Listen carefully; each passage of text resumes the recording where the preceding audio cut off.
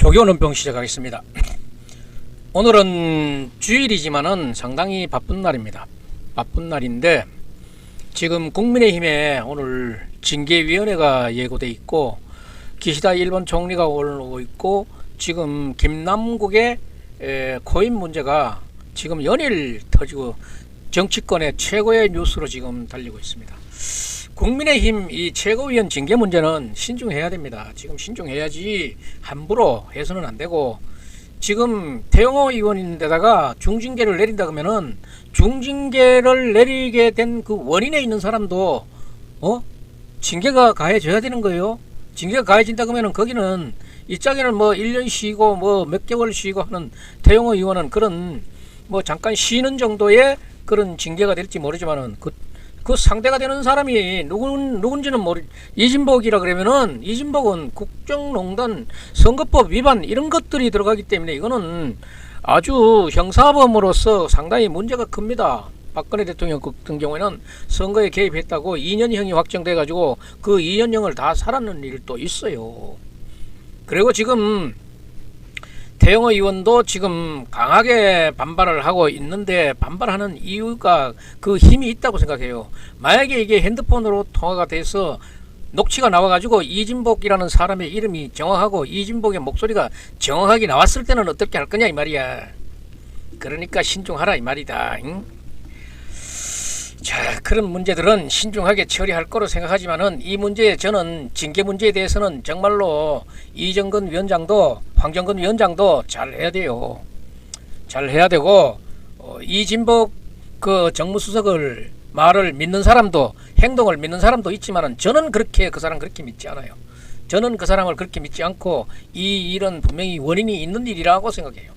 원인이 있는 일이면은 함부로 잘못하다가는 정말로 이 불똥이 정말로 윗전의 어른 최고 책임자인데까지 미친다 그러면은 이거는 큰 문제예요. 지금 민주당이 바싹 벼르고 있는 이유도 그런 걸 거예요.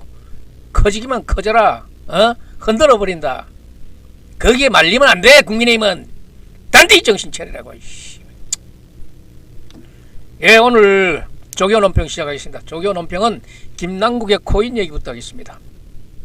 코인을 얘기하기에 앞서 가지고 오늘 일본의 기시다 총리가 방한을 하는데 윤석열 대통령하고 정상회담을 갖습니다. 셔틀 외교로는 12년 만의 일이고 이게 지금 한일 관계가 이렇게 좋아지고 있는 거에 대해서는 정말로 국민들이 굉장히 안심하는 부분이에요. 문재인 정권 내내 한일 관계가 안 좋아서 정말 이것도 참 되는 일도 없고 요즘은 국제사회의 옆에 동료가 굉장히 중요합니다. 그런데 일본하고 저렇게 만날 아무 실익도 없는 그런 다툼만 하고 있었으니 이런 기회는 잘 살려야 된다 하는 게 일반 시민들의 요구예요. 요구.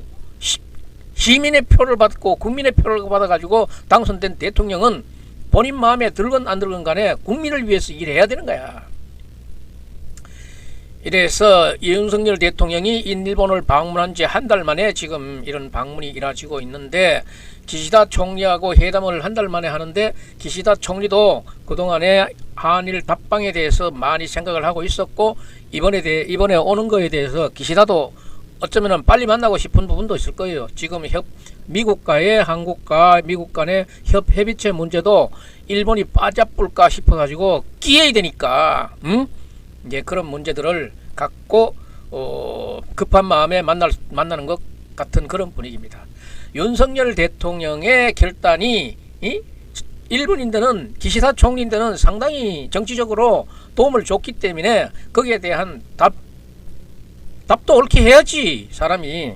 그리고 오랜만에 지금 열리고 있는 이 한일 관계의 좋은 분위기를 잘 살려야지. 이런 걸 강조한 걸로 봐서 이번에는 기시다도 상당한 선물을 가져올 것이 예상되는데 그것도 선물 보따리가 시원치 않으면은 또 이게 도라미 타불이 될 수도 있으니까 기시다도 그런 거는 알아서 하겠지. 기시다 총리의 그 선물 보따리를 한번 기대해 보겠습니다. 회담이 지금 열리고 있다 그러면은 회담이 있고 난 다음에는 기자 간담회도 있을 것이고 또 경제인들하고의 만남도 있을 것인데 이 경제인들하고 만남이 참 중요하지 않습니까? 그래서 우리 먹고 사는 문제도 풀어나가야 되니까 이번 기시다 총리와의 회담은 상당히 중요하다. 이런 가운데 지금 국내 정치권을 바싹 달구고 있는 김남국의 코인, 민주당의 김남국이 코인을 했다. 이게 아마 오래전에 했는 문제인데 지금 불거져 나오고 있는 거예요. 이 코인 투자 규모가 60억 원에 이른다. 60억 원이 넘는 것 같아. 그런 게 이게 지금 하나둘 사실관계가 드러나고 있고 또 몸이 달고 있는 김남국은 지금 이 문제를 참다 안 되니까 지금 한두 마디씩 하고 있는데 한두 마디씩 하고 있는 것 그 자체가 또 문제가 될 수 있어요. 또 어떤 신문 보도에 보면은 방송 보도에 보면은 한동훈 법무부 장관을 또 물고 늘어지더라고. 이거 아마 물속에서 물 실컷 먹고 깔아앉아야 되는 사람이 해야 되는 지푸라기도 잡는 심정으로 한동훈 장관을 물고 늘어지면은 뭐 좀 나을까. 이 자기의 개인 그 코인 거래를 쟁쟁화 시켜가지고 정치권으로 끌어들이면 어떨까 하는 그런 생각도 갖고 있지만은 좌우간 이 얘기는 일파만파로 콩알만 하던 그 눈덩이가 지금 앞이 안 보이는 앞산만한 그런 눈덩이로 지금 커지고 있는 상황입니다. 이것을 지금 한번 그렇게 짚어보게 되면은 현재까지 드러난 것입니다. 현재까지 드러나고 있는 것이 김남국이 60억 상당의 코인을 한 고로소에 가져왔다가 60억 원이나 되는 이 규모가 되는 이 큰 건을 2-3개월에 좀 천천히 빼내든지 2-3개월 만에 모두 쏙 다 빼간 거예요. 그러니까 이게 문제가 지금 되고 있는 거지. 내 돈 내 빼는데 뭐 문제나? 문제됩니다. 요즘은.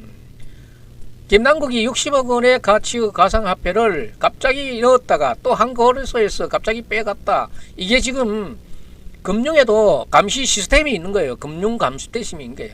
이 금융 감시 시스템에서 거래소에서 금융정보 분석원으로 이거를 의뢰를 한 거야. 이게 거래가 아무래도 수상하다 이래 하니까 금융정보 분석원에서 이 의뢰를 받아가지고 자료를 분석해 보니까 역시 보통 거래하고는 달랐으니까 이것을 그 거래 규모나 거래 방식 이게 다른 건하고는 달랐기 때문에 검찰의 수사를 넘기는 겁니다. 이거는 지금 검찰이 이선에까지는 개입이 된 부분이 없어요. 그런데 이제 이 부분에 대해서 김남국이 한동훈 법무부 장관을 물고 늘어지는 거예요.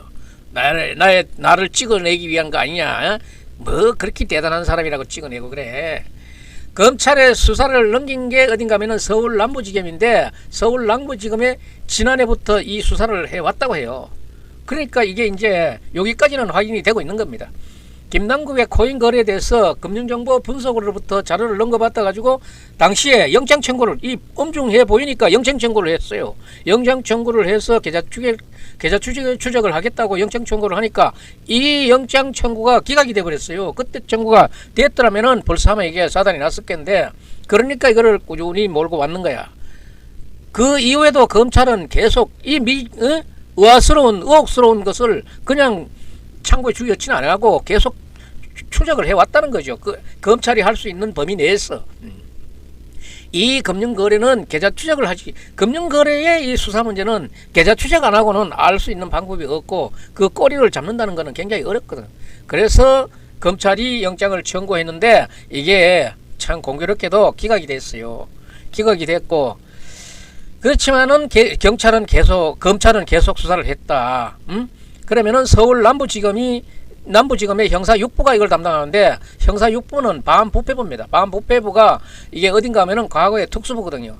이 특수부에서 최고의 검사들이 모여 있는 이 반부패부에서 이 코인 거래를 문제가 있다고 해가지고 구속영장 청구를 했는데 기자 추적 영장을 청구했는데 기각이 된 거예요. 그래 됐던 차지에 이것이 어떻게 해서 조선일보가 이걸 보도를 했어요. 그러니까 이게 아마 금융정보 시스템에서 검찰에 의뢰돼 가지고 1년 정도 했는 거니까 어떻게 해서 조선일보가 이거를 단독으로 보도를 했어요. 보도를 하고 나니까 검찰도 이제는 공개 수사가 되는 거지.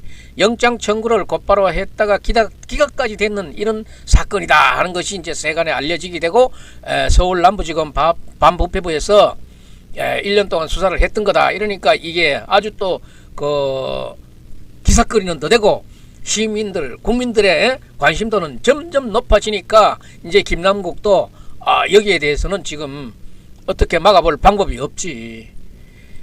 그러니까 이제 이게 계좌 추적 영장 청구해가지고 됐으면 좋았을 텐데 이게 벽에 부딪히는 걸로 봐서는 뭔가가 또 보이지 않게 작동하는 게 있을 법도 한 그런 의심이 드는 거예요. 그 정치인이나 기업인들에게 지금 특수수사를 할 때 쓰는 것이 이런 계좌 추적 방법인데, 계좌 추적 방법이 검찰의 수사에 대해서 일부 언론에 이걸 흘려서 또 얻어내는 방법도 있겠지. 그래서 언론이 보도되고 나니까네 보다시피 여러 사람이 듣다 보니까 들었다 보는 각도가 여러 각도가 되다 보니까 김남국의 이해 충돌 문제도 자기가 국회에서 하는 행우세가 잘못된 부분이 또 눈에 가시 같은 부분이 드러나는 거예요. 이해 충돌 부분이 있었느냐? 이런 코인을 거래하면서 코인의 세금을 유예해야 된다고 하는 그런 법안을 지금 법안에 서명을 하고 이게 통과를 시키는 그런 경우가 또 생긴 거예요. 이 사건의 핵심은 지금 핵심이 여러 가지가 나올 수 있어요. 이 공직자 재산 등록에는 할 필요가 없지만은 공직자 재산에는 할 필요가 없지만은 이것을 팔아서 현금화가 됐다 그러면은 이거는 바로 재산 등록이 돼야 되는 거거든. 등록이 돼야 되는데 이 문제 누락된 부분 문제들도 전부 다 법에 저촉이 된다 그러면은 법의 저촉에 대해서는 법의 심판을 받아야 되는 거지. 이런 의문점이 혐의점으로 저지게 바뀌어질 수가 있기 때문에 이것들은 수사로 해결을 해야 된다. 그래서 검찰이 이런 것들을 노려가지고 조선일보에 흘렸지 않겠느냐 하는 그런 추측들도 있고 의혹도 있어요. 조선일보가 물론 먼저 이 정보를 알았을 경우 어떻게 다른 방법으로 알았을 수도 있겠지만은 좌우간 이런 보도는 잘한 보도예요. 금융정보에 관해서는 개인정보가 이게 수반되는 문제이기 때문에 개인 정보를 건드려서는 법 위반이 되기 때문에 이 개인정보는 함부로 건드리는 게 아니에요. 이런 정보는 그렇기 때문에 이런 정보는 잘 흘러져 나오지 않는데 그런 차원에서 검찰이 1년 넘게 외부와 지금 단절되게 수사를 했던 거예요. 그리고 계좌 추적을 하기 위해서 영장 청구를 했던 게 기각된 거고, 그러니까 이제 이 문제에서 김남국이 직접 밝혀야 되는 그런 문제를 계좌 추적을 병행해서 밝혀야 되는 부분이 이거예요. 그 큰 돈이 어디서 나와서 어디로 갔는가, 또 이해 충돌은 왜 생겼는가. 그런데 재산 등록하는 데는 왜 이걸 코인일 때는 안 해도 되지만 현금화 했을 때는 재산 등록을 했는데 바로 했는가.